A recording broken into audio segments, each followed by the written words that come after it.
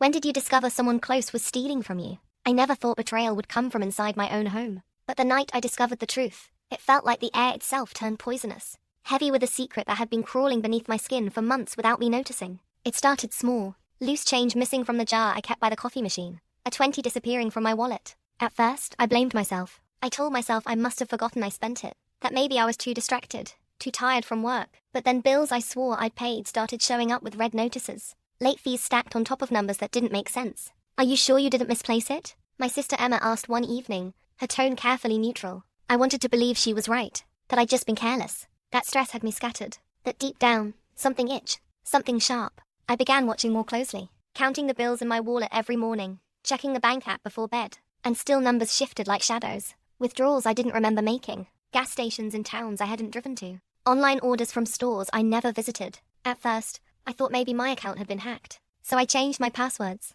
cancelled my cards, issued new ones. The next week, the same thing happened. That's when the pit in my stomach began to grow teeth. One night, I stayed awake in the dark, staring at the ceiling, listening to the creaks of the old house. I thought about my roommate, my cousin, Daniel, snoring just down the hall. He'd moved in with me after his divorce, said he needed a fresh start, someone to lean on, and I gave him that, because he was blood, because that's what family does. But then I remembered the times he'd been oddly generous. How he bought takeout for us after I complained about missing cash. How he always seemed to have enough for cigarettes, for beer, even though he was supposedly broke. The next morning, I checked the trash. Buried under beer cans was a crumpled receipt, my credit card number, his signature scrawled at the bottom. I stared at it until the ink blurred from the sweat in my hands. When I confronted him that evening, he didn't even flinch. "What's a couple bucks between family?" he said, shrugging, like he was doing me a favor by stealing from me. "Daniel, it's not a couple bucks. It's hundreds. My bills are piling up." His face hardened. "Maybe you should budget better." That was the moment something inside me cracked. I wanted to throw him out right then,